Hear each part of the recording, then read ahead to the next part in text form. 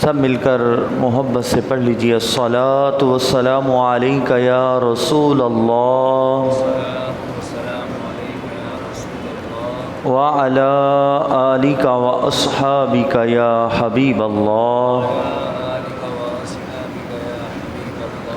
الصلاۃ والسلام علیک یا نبی اللہ وعلی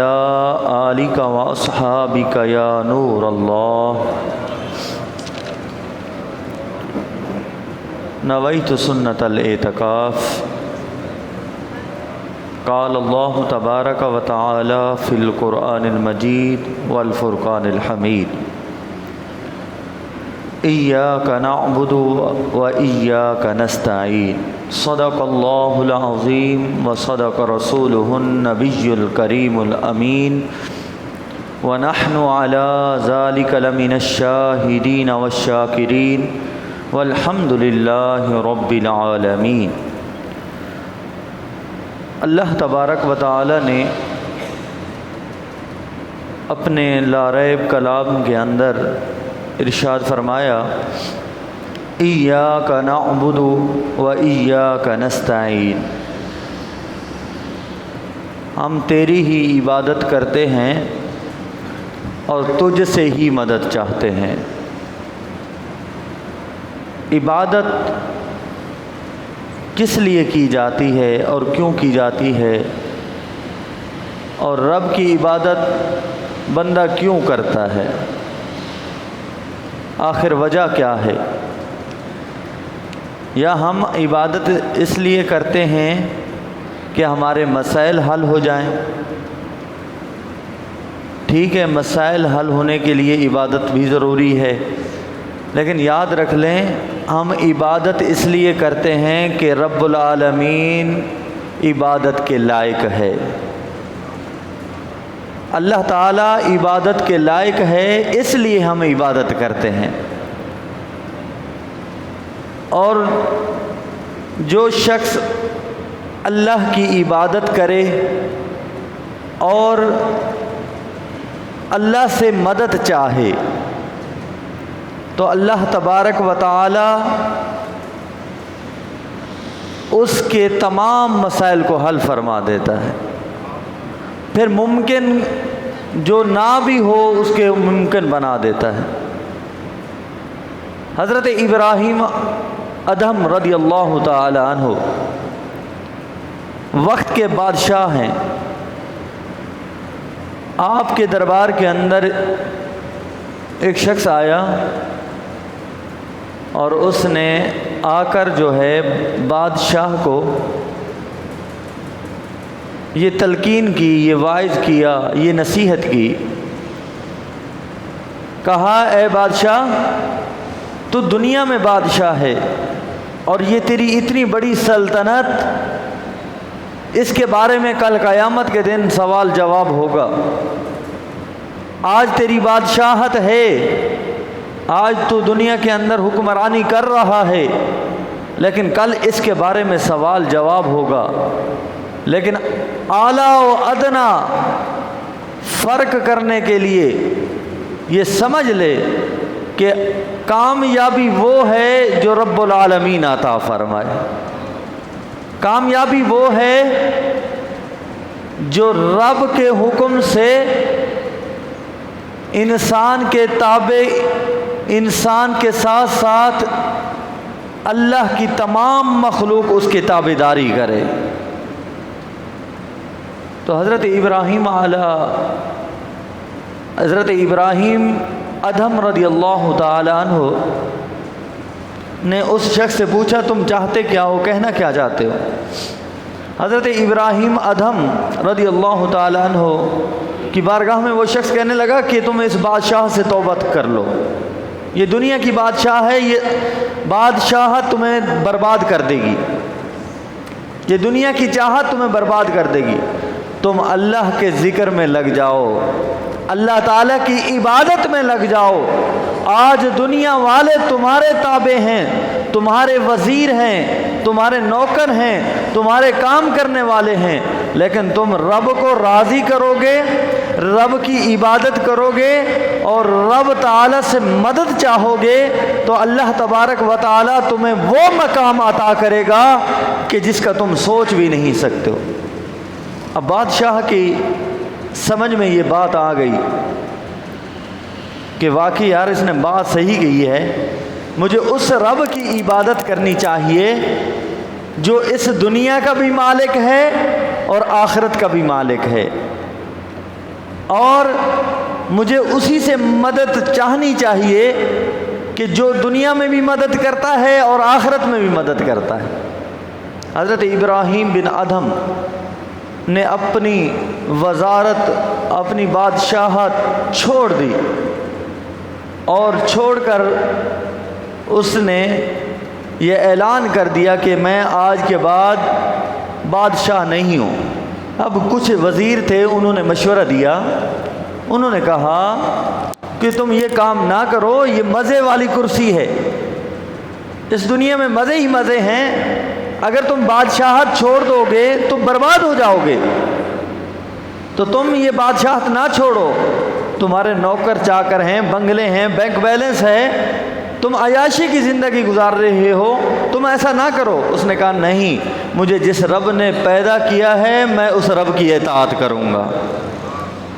میں اس رب کی عبادت کروں گا، میں اسی سے مدد مانگوں گا، جو میرے رب کو منظور ہوگا وہ مجھے منظور ہوگا۔ حضرت ابراہیم بن ادھم رضی اللہ تعالیٰ عنہ نے بادشاہت کو چھوڑ کر فقیری کی زندگی گزارنا شروع کر دی۔ اب وہ ہر وقت عبادت الہی میں مصروف رہنے لگے، ہر وقت رب کی عبادت کرتے، رب سے ہی مدد چاہتے، رب سے ہی دعا کرتے، اے اللہ میری تمام مشکلات کو آسان فرما دے۔ اتنا عبادت الہی میں مصروف ہو گئے کہ اپنی زندگی کی تمام آسائشوں کو بھول گئے اور عبادت میں ایسے مصروف ہوئے کہ لوگ آپ کو مجنوں کہنے لگ گئے، لوگ آپ کو پاگل کہنے لگ گئے۔ اب ایک دن کیا ہوا کہ وہی بادشاہ حضرت ابراہیم بن ادھم رضی اللہ تعالی عنہ دریا کے کنارے پر آپ عبادت کر رہے ہیں۔ لوگوں نے دیکھا، چند لوگوں نے، کہ وقت کا بادشاہ تھا، آج غربت نے اسے کہاں لا کر بٹھا دیا، آج یہ دریا کے کنارے پر بیٹھ کر رب کی عبادت کر رہا ہے، اسے بادشاہت چھوڑ کر، اپنی بادشاہت کی کرسی چھوڑ کر اس دنیا میں رسوائی کے علاوہ کچھ نہیں ملا۔ اب چند وزیر اس کے پاس آئے اور کہنے لگے، اے بادشاہ ہم نے تمہیں سمجھایا تھا کہ بادشاہت نہ چھوڑو، اس میں دنیا کی کامیابی رکھی ہے، عیش و عشرت رکھی ہے، اس میں تم کامیاب زندگی گزار سکتے ہو، لیکن تم نے بادشاہت چھوڑ کر بڑا نقصان کیا ہے۔ آج تمہاری اوقات یہ ہے کہ تم دریا کے کنارے پر بیٹھے ہو، تمہارے بیٹھنے کے لیے بھی کوئی اچھی جگہ نہیں ہے۔ حضرت ابراہیم بن ادھم رضی اللہ تعالی عنہ بڑا پیارا ارشاد فرماتے ہیں، آپ فرماتے ہیں میرے دوستو سنو، میں جب بادشاہت کی کرسی پر برجمان تھا، میں جب بادشاہت کی کرسی کے مزے لے رہا تھا تو مجھے قلبی سکون نہیں ملتا تھا، لیکن جب سے میں نے رب کی عبادت شروع کی ہے اللہ تعالیٰ نے میرے دل کو سکون عطا فرمایا، اور میں اتنا سکون میں ہوں کہ میں اپنے رب سے راضی ہو گیا ہوں اور اللہ مجھ سے راضی ہو گیا ہے۔ انہوں نے کہا یہ کیسے؟ اس بات کی کیا دلیل ہے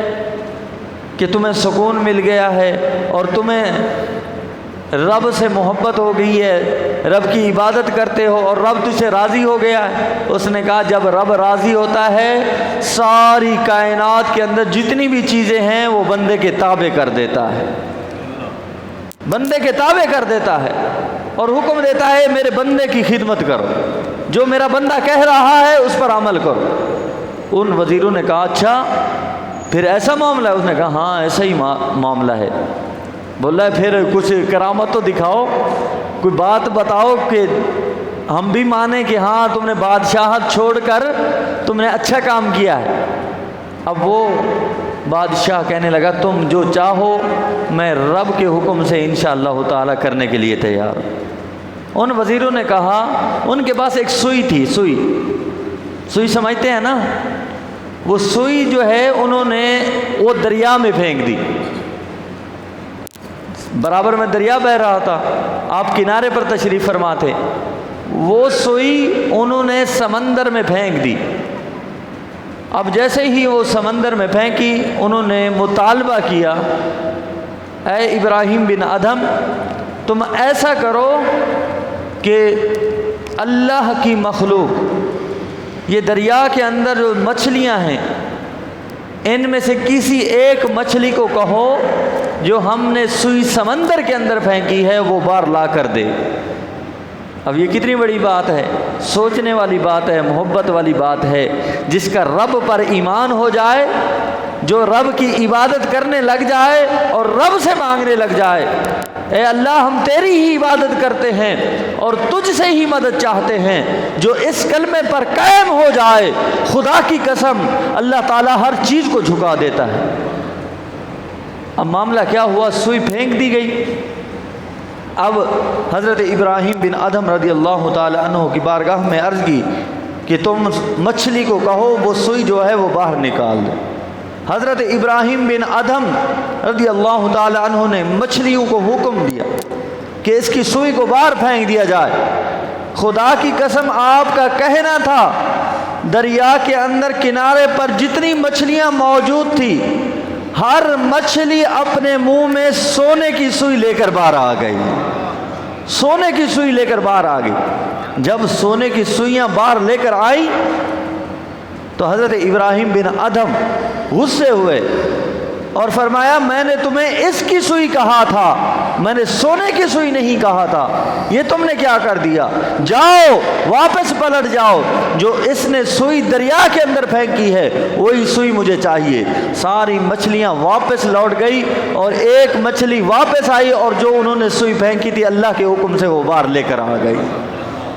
تو دوستو، جو اللہ کی عبادت کرتا ہے، اللہ پر یقین رکھتا ہے اور اللہ سے مدد چاہتا ہے، یہ دنیا کے مسائل تو کم ہیں، یہ چھوٹے چھوٹے مسئلے ہیں، اللہ تعالیٰ ناممکن کو ممکن فرما دیتا ہے۔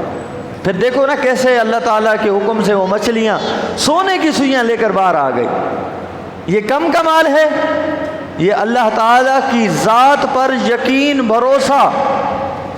اعتماد کا نام ہے۔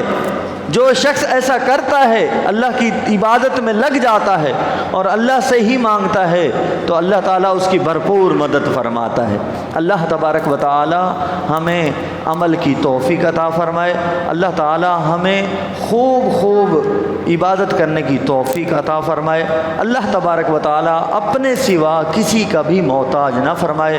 آمین یا رب العالمین۔